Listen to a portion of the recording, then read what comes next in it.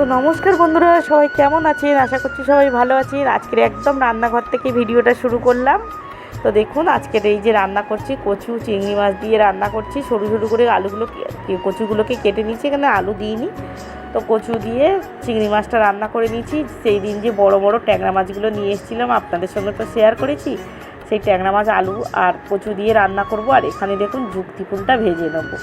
তো এই যে কড়াই বসিয়ে দিয়েছি। আমার রান্নাঘরটার অবস্থা দেখছেন কি অবস্থা করেছে, মানে মাটির রান্নাঘর তো ইঁদুর মাটি তুলে একদম মানে জ্বালান সাইডে রাখা হয়েছিল, তার মধ্যে মাটি তুলে এত মাটি তুলেছে মানে বসারও জায়গা থাকে না জানেন। একটু সাইডে মানে করে তারপরে রান্নাটা করছি। খুব কষ্টসৃষ্টে রান্নাটা করতে হয়, কারণ রান্নাঘরের অবস্থা একদম ভালো নয়, একদম ভেঙে ভেঙে পড়ে যাচ্ছে। তো এই বছর হলে ভালো, আর না হলে বর্ষাতে তো কী হবে জানি না।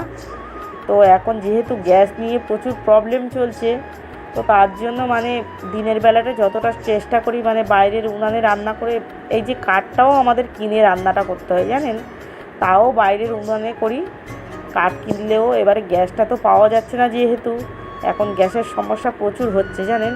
তো তার জন্য যতটা সম্ভব আমি উনুনে রান্নাটা করে নিই। আর রাত্রেবেলাটাই আবার মানে রুটি তরকারি সব ভিতরে হয়, আর উনুনে শুধু এই তো মানে সকালবেলা যেহেতু অনেক কিছু রান্না টান্না হয়, তো বেশি রান্না হয়, তাই সকালবেলাটা বাইরেটা করি।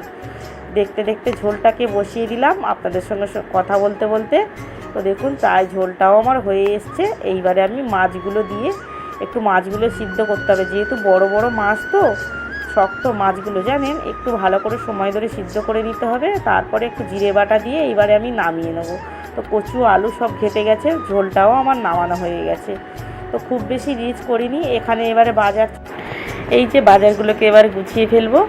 তো এইবারে সবগুলো একসঙ্গে ঢেলে নিলে আমার সুবিধা হবে, বেছে বেছে সবগুলো সুন্দর করে গুছিয়ে নিতে হবে। এখনও না মানে মাছ ফ্রিজেতে কত মাছ আছে জানেন, আর তার উপরে আবার দেখুন মাছ কিনে নিয়ে এসছে হাঁড়িতে। এখন একটা শোল মাছ আছে, কই মাছও জাগানো আছে। তো তার সত্ত্বেও মাছ কিনেছে, যা দেখুন। আর মাছগুলো আপনাদেরকে দেখাচ্ছি, মাছগুলোর অবস্থা কি, মানে 400 টাকা করে কেজি নিয়েছে। দেখে না নিলে যা হয়, মানে মাছগুলো একদম ঠকিয়ে দিয়েছে জানেন। এই যে যুক্তি ফুল নিয়ে এসছে একটু, আর এখানে পটল ঢ্যাঁড়স দুটো পেঁপে নিয়ে এসছে।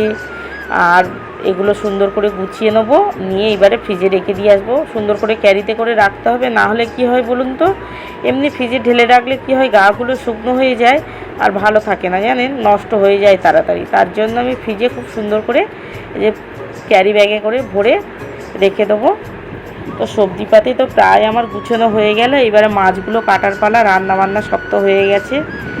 আর আমাদের বাড়িতে এমনি দেরিতে খাওয়া হয় জানেন, 2টো বেজে যায় ভাত খেতে খেতে আমাদের। এবারে দোকান আছে, তো দোকান থেকে আসবে, আবার হাটবারেও দেরি হয় অনেক বাড়িতে আসতে, তাই একটু দেরিতেই খাওয়া দাওয়া হয়। তো বাজার টাজার তো সব গুছানো হয়ে গেছে। আর এই যে একটা গাজর রয়ে গেছে, সেটাকে আবার ঢুকিয়ে দিলাম। তো চলুন, সব হয়ে গেছে। এইবারে আমি ফ্রিজে এগুলো রেখে দেবো। এবারে মাছটাও আমার কাটতে হবে। মাছটা তো একেবারে ঠকিয়ে দিয়েছি জানেন। একটা বেলে মাছ দেখুন একদম পচে গেছে, ওটাকে ফেলে দিতে হবে, খাওয়া যাবে না। আর 400 টাকা করে কেজি নিয়েছে জানেন। তো কেমন লাগলো ভিডিওটা কমেন্টে জানাবেন। সবাই ভালো থাকবেন, দেখা হচ্ছে নেক্সট